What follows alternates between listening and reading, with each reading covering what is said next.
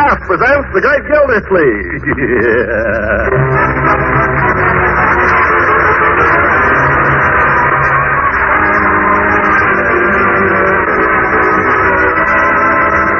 Kraft Cheese Company, makers of parquet margarine and a complete line of famous quality food products, presents Harold Peary as The Great Gildersleeve. Kraft brings you The Great Gildersleeve each week at this time, written by John Wheaton and Sam Moore, with music by Claude Sweeten.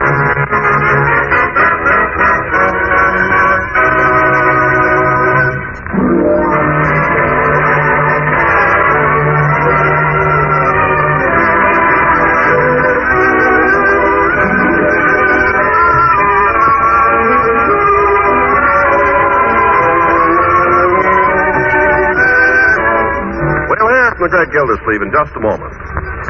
If you can't take all the time you'd like eating breakfast, well, the next best thing is to pack all the good nourishment you can into your first meal of the day.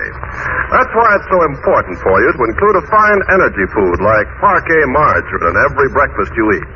Parquet helps provide lots of pep and energy for a hard day's work, and it also contains an important vitamin essential to your daily diet. That vitamin is vitamin A. So every pound you buy has 9,000 units of vitamin A. So get off to a right start, a bright start each day with the help of delicious, nourishing parquet margarine. That's P-A-R-K-A-Y, parquet. And remember, parquet margarine is made by Kraft.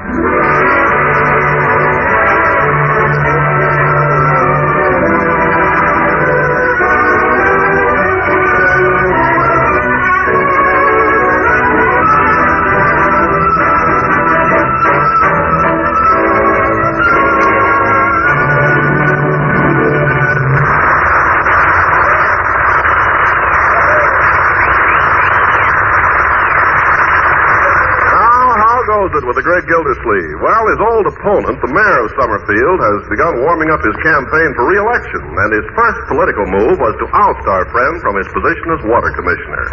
But was Gildersleeve downhearted? Well, yes, for a time, but then came a long-distance phone call from his old chum, Fibber McGee.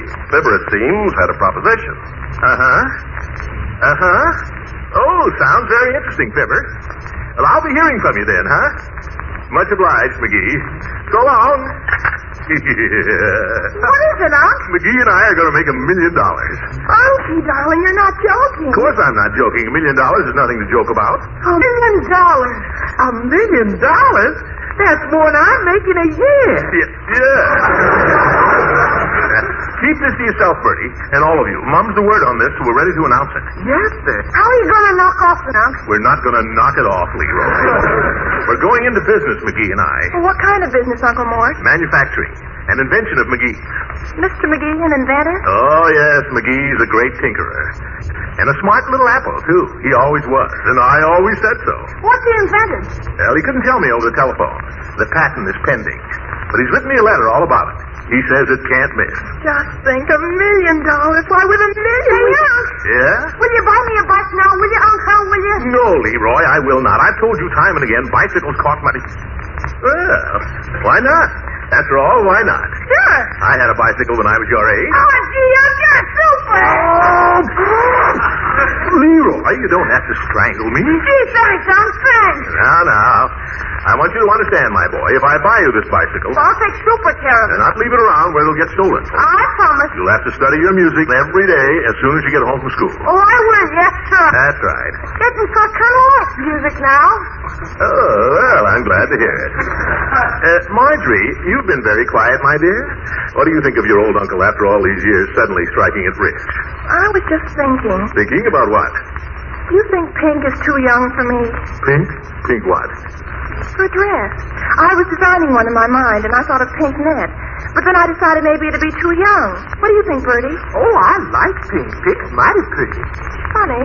Last year I couldn't stand pink. Now all of a sudden I like it again. At least I think I do. I read somewhere that pink is coming back. Where's it been? I think Marge looks better in yellow. Yellow? Yeah, you know that yellow suit of yours? I like that. Oh, but that's 2 years old. I don't care. I like it. You look pretty in that.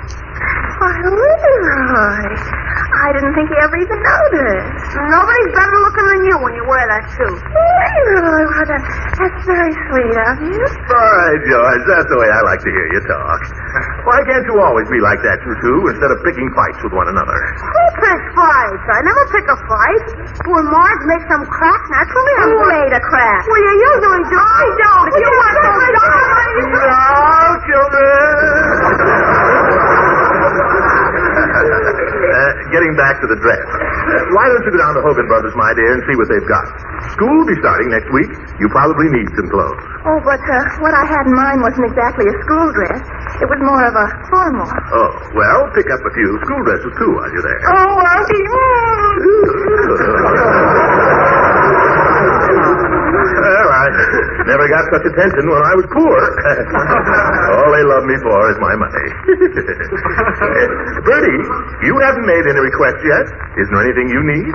Well, yes, it is one thing. I don't like to mention it, but... Name it, Bertie, and it's yours. Hang the expense.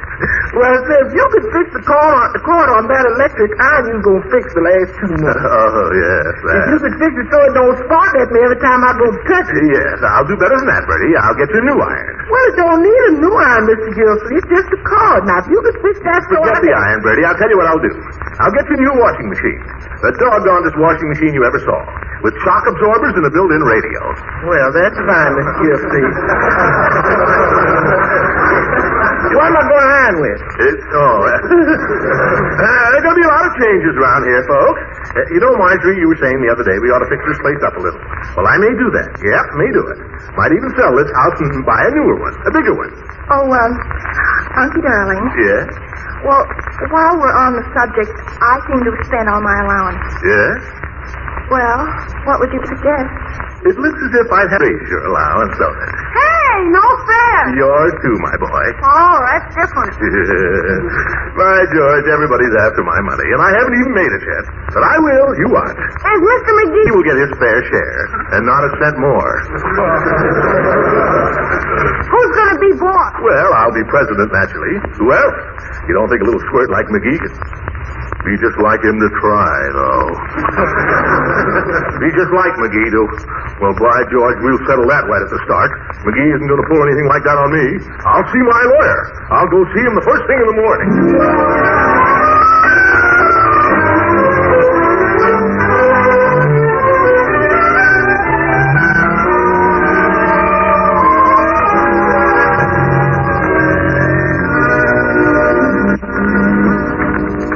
Gildy, glad you dropped in. Hang up your chair and take a hat. No small talk, Judge. I'm in a hurry. I tried to line up a job for you this morning. I'm not interested. I spoke to Frank Babcock. I don't need you speaking to Frank Babcock or anybody else. I'm known in this town. All right, Gildy, all right. Sit down, won't you? I haven't got time to sit down. Do you know how to draw up a partnership contract? Sure I do. Any dumb lawyer can do that. Then I came to the right place. Let's get started. Just wait till I get the form. Who are you going in partners with, Gildy? Oh, a friend of mine from Whistle Vista, Fibber McGee. Oh, yeah. I want you to draw up a partnership contract for me and McGee. Then I've got to find an office right away. All right. What line of business is it going to be? I don't know yet. Not exactly. I'm expecting a letter this afternoon that'll give all the details. All right. I'll leave that blank. How much money are you going to put into it? None of your business. I'm only asking as your lawyer. It's customary for each partner to put in so much money. I don't even know how much McGee's putting in yet. Leave that blank. All right. Name of the firm, McGee and Gildersleeve or Gildersleeve and McGee? I like the second one better. But it's not perfect. Leave that blank. Judge. Yeah? McGee's a pretty nice little fellow, you understand. Yeah? Clever inventor and all that, and I've known him a good long time. One of my best friends. Yeah? Just the same, I wouldn't want him to have too much to say about the business. Can you fix that? I don't know, Gildy. A partnership is an equal proposition. I know, Horace, I know. But can't you slip in some little clause so that if it comes to a showdown, I'm the boss? No, Gildy, it can't be done. Some lawyer. All you know how to do is fill out forms. Well, what do you expect? You don't even know what business you're in. Listen, Judge, McGee has an invention. Now, what kind of an invention does a smart inventor make today? Sure enough, I know. Bang, bang, bang, Judge. Oh. You think you might get some government contracts, Gildy? Do I? That's why I need an office. You want a suite of offices. Possibly. Might need a whole building. Well, I don't know of any whole buildings that are available right now. Might have to build then. On this kind of thing, there wouldn't be any trouble with priorities, you understand? Naturally. See, there's a string of little stores down there next to the Wait a minute, Horace. Gives me an idea. Huh? Why not the Gildersleeve block? I'll occupy one building and we'll rent out the rest. Make a lot of money that way. Golly, I'll see if I can get you an option on that property this morning. Do that, Judge. Say, I just thought of a name for the firm. Throckmorton P. Gildersleeve and Associates. Great! All right, Horace, I'll be in touch with you. In the meantime, keep this under your hat. Don't you worry, Gildy. It's bang, bang, bang. Or possibly boom, boom, boom. So long,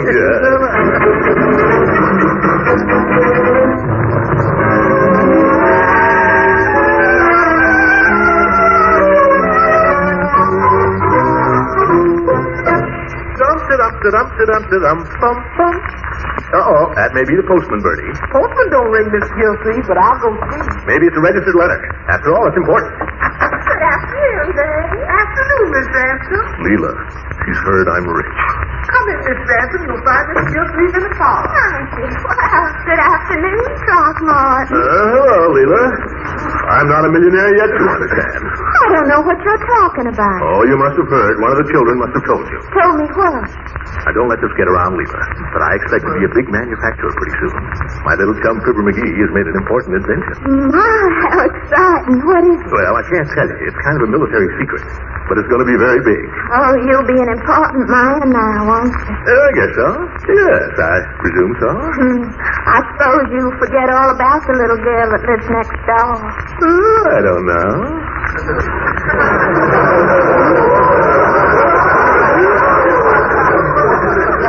Even a tycoon, Leela. There's a time for work and a time for play. Let's play, Leela. Now, Throckmorton, I declare you're dead. Oh, I am now. Stop that. Why should I stop it? It's all your fault. I never heard such a thing in my life. What did I do? You left your ears sticking out, so through little pink ears. Oh, now, get away from me, Throckmorton. Stop it, you hear? Oh, now, Leela, be reasonable. I'll tell you. You be quiet for a minute and I'll play for you. Play? Oh, yeah. I know that. Someday I'll find you, moonlight behind you, true to the dream I am dreaming.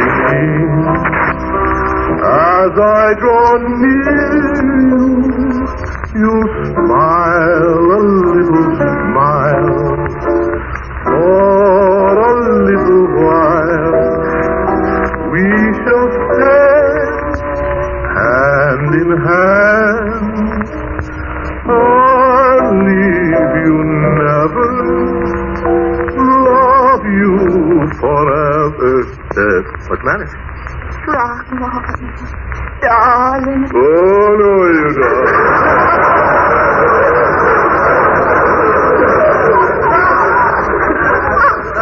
Well, what do you mean? You know what I mean. I have no idea what you're talking about. Well, none of that love stuff. Oh, I mean, we mustn't let this thing get serious. Lucy, who's getting serious? Not me, I assure you. Well, as long as that's understood. You know how it is with us tycoons. When we're working, we work hard. When we play, it's all play. Well, I don't see anything wrong with that. Yes, Leela, you don't understand. All I'm out for, Leela, is a good time. I'm no good. You're tired. Yeah, I'm a cad. A playboy. Well, nobody loves to play any more than I do. Great. Now,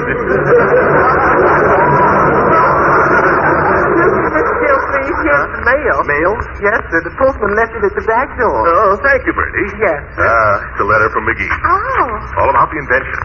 Let's see. Dear Throcky, I sure was glad to hear you say you'd go partners with me on my invention. I believe you'll make a barrel of money out of it, and I'm glad you're in on the ground floor. The invention does not use any scarce materials. It can be made of plastics, which is very important. Also, there's a good chance the government will be interested. After all, the Army and Navy need mousetraps just as much as...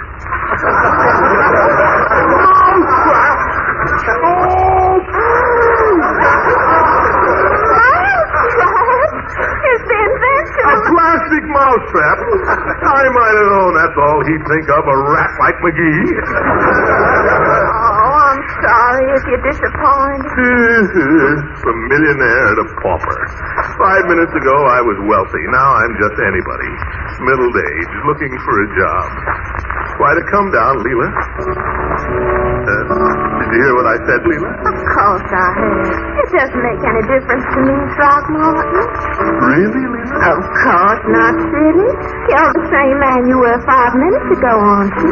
Sure, I guess so. And I'm the same girl. The kind of a girl who believes in sticking by a man when he's in trouble. Leela, maybe I was wrong. I was wrong. I was never cut out to be a playboy. Oh, Throckmorton. Yes, sir. A man should be serious about women. Women are serious business. You think so? I sure do. Now let's get down to business.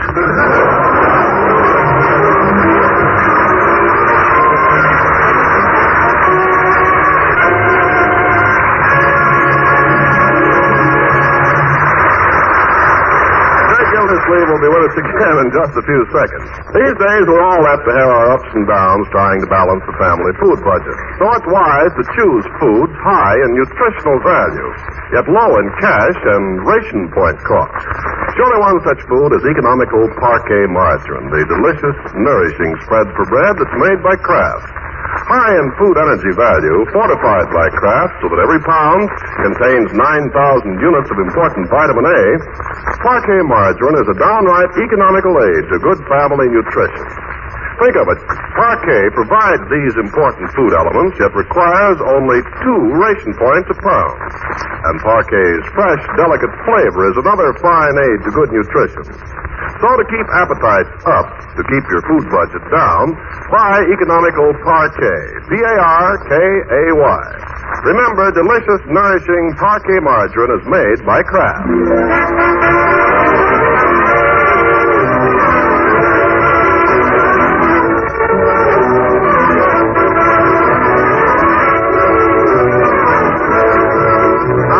Back to poor old Gildersleeve, with the props knocked out from under him by McGee's letter, and his castle of dreams tumbled about his ears, he faces at last life's stern reality.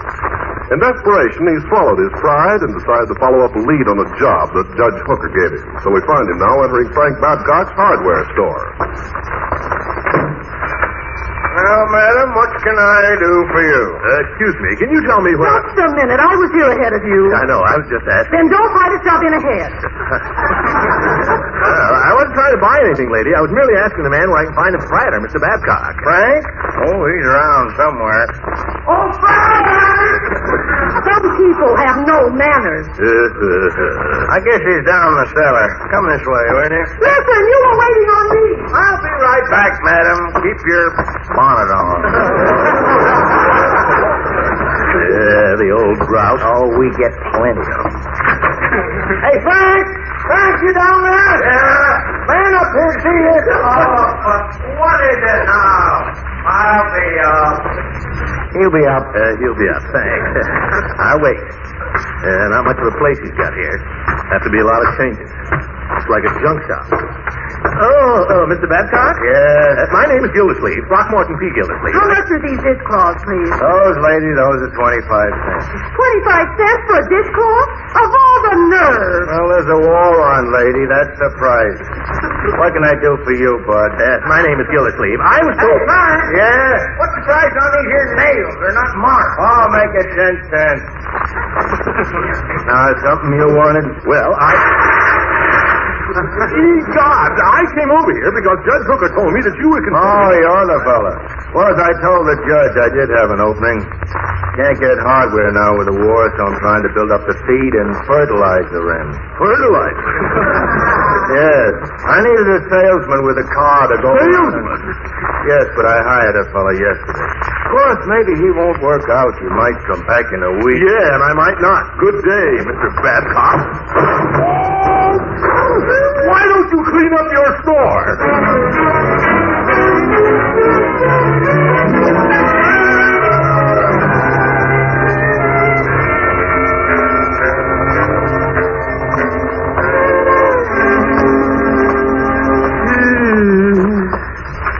Oh, well, something will turn up. Something Something's bound to turn up. Yeah, but when? You'll have to cut down, that's all. I'll have to tell the kids. And Bertie. Uncle Mort, is that you? Yes, it's me. Well, close your eyes before you come in. Huh? What for? Close them. All right, they're closed. Wait a minute, Miss Marjorie. Should I get it? Yep, what is this? All right, you can look now. Surprise! Well, my goodness, that's quite a dress. Well, don't you like it? Don't you think it's pretty? Oh, of course. You don't think it's too long, do you, Bertie? Yes, it's just right. I like it better than the other one. Other one? Well, of course, that's just for sportswear, really. If I can find a coat to go with it, I think it'll be very smart, though. Marjorie. Of course, this is the one I love. Marjorie, there's something I have to tell you. You too, Bertie. Yes, sir. And Leroy, where's he? Oh, he's around somewhere. Leela! Leroy!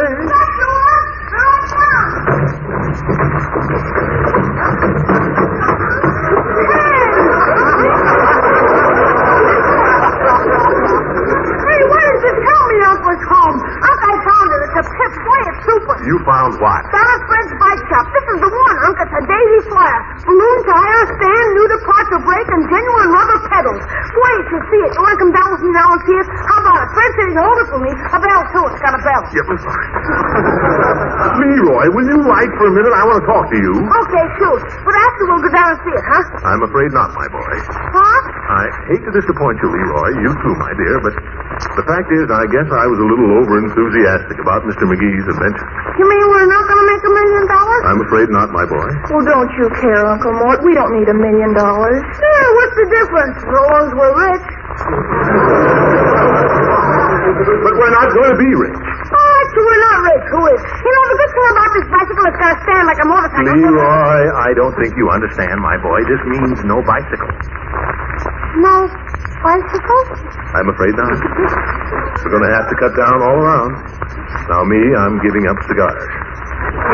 Mr. Gildersleeve? Yes, Bertie. I suppose this means I ain't never going to get that iron cord fixed. Bertie, I'll fix that iron cord this very evening, if not tomorrow morning. Now, my dear, that's a very pretty dress, and I'll send it back, Uncle Mort. I'll send both of them back. Well, now, I don't need any dresses. I've got plenty of dresses.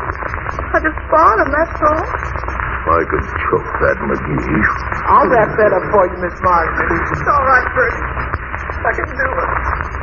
It's all right about the bike. I don't need a bike. I can walk to school. Well, it's very manly of you, my boy. I'm not like some kids, scared to walk to school. I like to walk, doggone it. Need any help there, boy? Oh, I can't stand this. I think I'll go for a little walk. Be right back, folks. Where you going, huh? Oh, just down the corner for a cigar. I thought you were giving up cigars. Well, a very cheap cigar.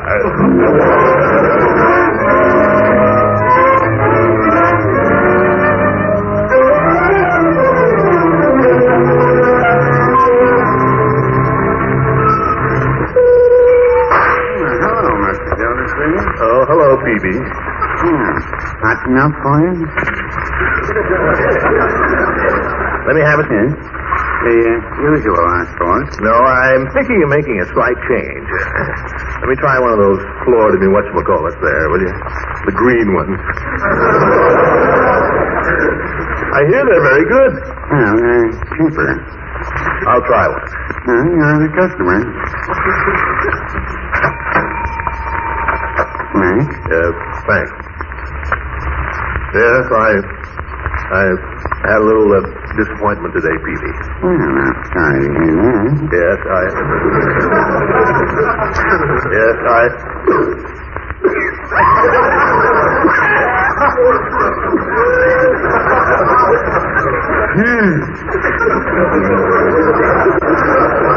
You say you had a disappointment, Mr. Gildersleeve? Yeah, and the cigar is another one.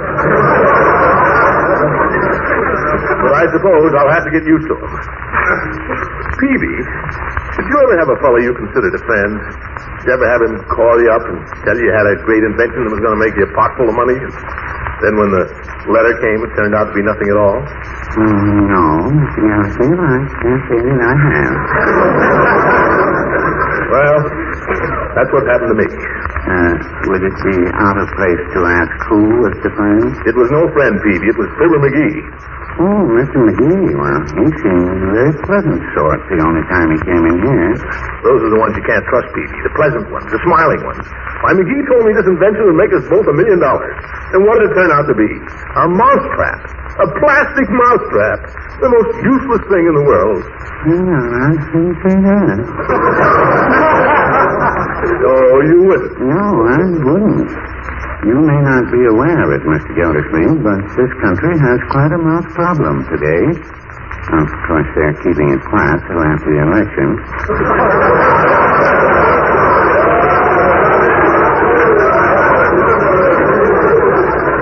But really, it's more serious than people know. Peavy, you're kidding. No, I'm not. I have a mouse problem right here in the shop. Why don't you keep a cat?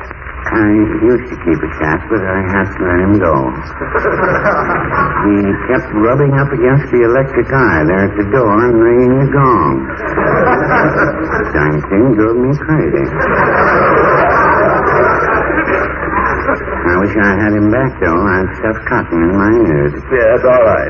Well, then why don't you get some traps? That's it, Mr. Gildersleeve. There are no traps. No traps? There's no metal to mix them with. By George, I never thought of that. And no rat poison. The Army's using all the chemicals. Peavy, you know what this means? It means the mice will be all over the place. No, Peavy, it means the biggest potential market for mousetraps ever conceived in the history of mankind. Well, you know the old saying, build a better mousetrap. That's what we'll call it, Peavy. The Better Mousetrap Company, Throckmorton P. Gildersleeve, president. Why, we'll build them by the billions. We'll have a factory in every key city in the United States. We'll have a backlog of 1 million orders.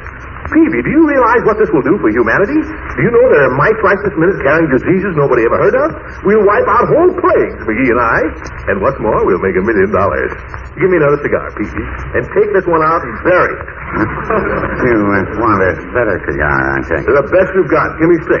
Oh, that's McGee. I always said he was a smart cookie. Leela. Hello, Throckmorton, Mr. Peavy. By George, Leela, you came at the right time. Sit down and have a soda. Heck, have a banana split. Have one yourself, Peavy. Oh, no, thank you. And not for me, Mr. Throckmorton, trying to keep my figure. But I would have a lemonade. A lemonade for the lady, Peavy, with 2 straws. Why, Throckmorton, I don't know whatever's come over you. You better look out for me, Leela. I'm a cad again.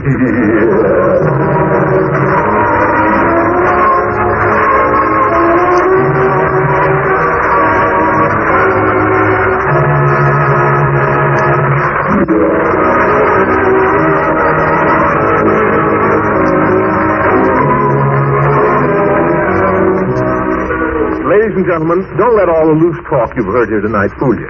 The world of the plastic mousetrap and the deep freeze and the electronic cooker may be just around the corner, but it's not here yet. We still have a war on our hands, and one of our greatest dangers is still inflation.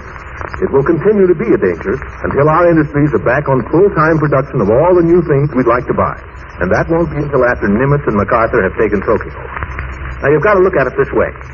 If the cost of living is allowed to go up, the people who will be the hardest hit will be the wives and the families of the men in service, who are living on fixed allotments and not very large ones. So let's not ask for higher wages or raise the prices of the things we have to sell till the war is won and things are back to normal. Victory is coming, but it's not here yet. If we break ranks now, we can still lose this war at home just as surely as if our men deserted at the front. They won't. Will we? Good night, ladies and gentlemen.